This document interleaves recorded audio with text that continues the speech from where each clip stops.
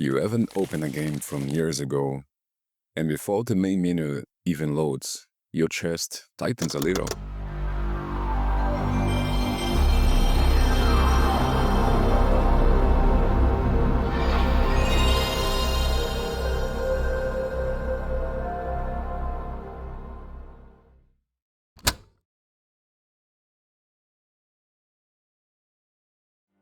Not out of sadness, but recognition.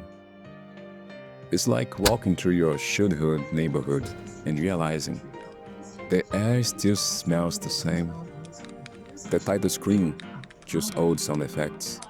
They hit you with this quiet, electric deja vu. And suddenly, you're not in 2025 anymore. You're back in that small window of time where things felt simpler. Not easier, but slower. Even when you got a pile of untouched new games, with better graphics, better physics, better everything, your heart drifts back to the familiar one. It's not just nostalgia, it's a gravitational pull to a world that never stopped existing inside you. Because some games aren't just memories, they're mirrors of who you are when life first gave you time to dream.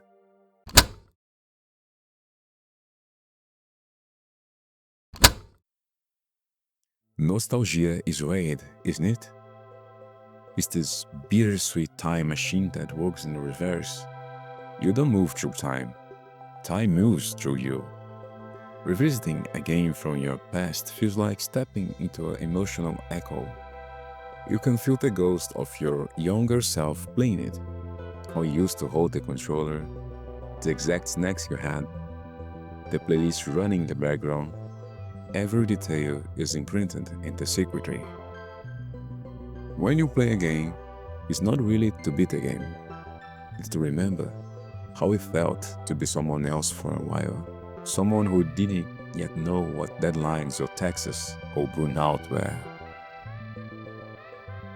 And yet, the comfort is not childish, it's deeply human. Because the brain doesn't just store memories, it stores states of mind. When you return to that game, you reaccess the emotions encoded into it. Peace, discovery, belonging. In a sense, every loading screen is a door to your emotional archive.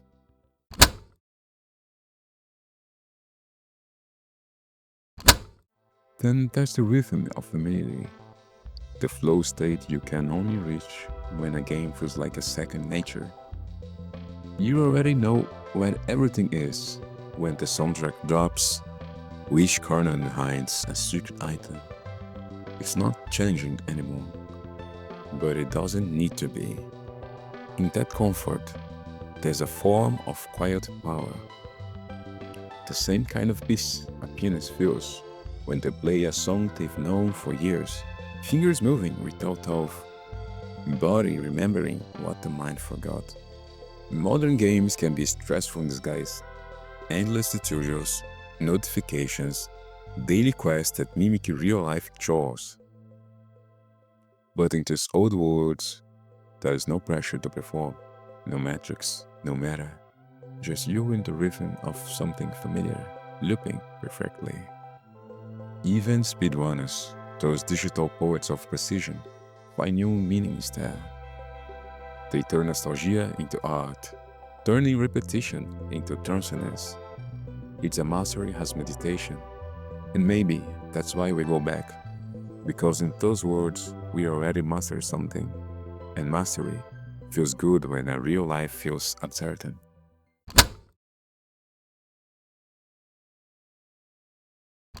But nostalgia is not just personal, it's collective. There's this whole universe of people out there quietly keeping old games alive.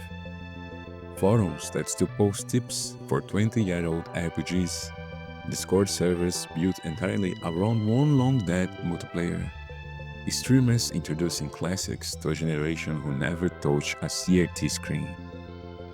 It's a culture of caretakers, people who don't just consume games, but preserve them. You find entire communities built around one patch file, one forgotten month, one private server that refused to die. They speak the same language of joy you do, the late night laughter, the shared frustration, the dude, I can't believe this still works kind of outing. Even memes from just games age differently. They don't expire, they evolve. Retro culture is not just a look, it's a statement, a refusal to let the past be buried by updates. Because these communities aren't nostalgic, they curatorial. They know they are achieving not just code, but connection.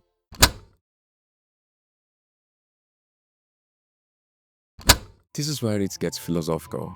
Video games are one of the youngest art forms in human story, and yet they age like ancient ruins. Code erodes, hardware breaks, servers vanishes. Without preservation, entire worlds can disappear overnight. So when someone dumps an old run, or translates a Japan-only title, or builds an emulator, what they're really doing is saving part of our collective imagination. Because each game captures a specific vision of what technology could do at the moment. It's a creative fossil record. Every glitch, every menu sound, every cube texture is a timestamp of human innovation. When we lose old games, we lose that lineage. We forgot the stepping stones that led to modern design. The irony is, players are doing more to preserve gaming history than the industry itself. Fans rebuild servers from scratch, reprogram interfaces, even compose new soundtracks for titles that had none. It's not piracy, it's cultural preservation.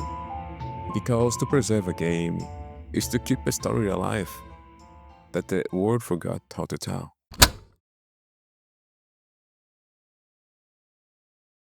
We're living in an age of hyperconsumption. Every week, a new Game of the Year trailer drops, and you can feel your curiosity burning out. We scroll through Steam libraries like zombies, hundreds of titles, yet nothing calls to us.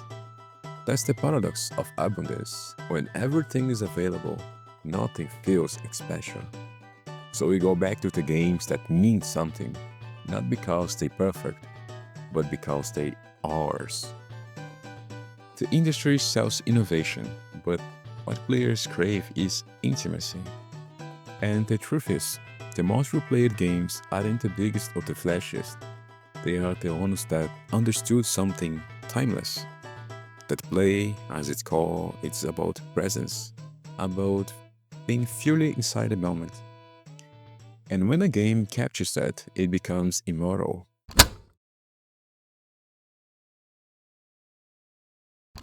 Everyone has that one game, the one they keep telling no matter what, the one that feels like home, even if it's broken, even if it's outdated. For some, it's the first world they ever built.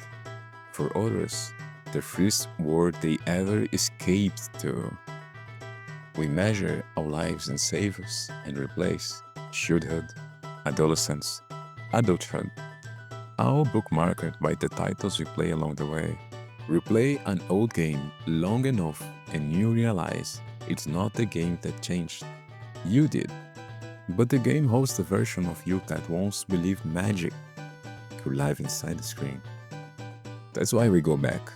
Not for the mechanics, not even for nostalgia, but to remember what it feels like to be infinite for a moment.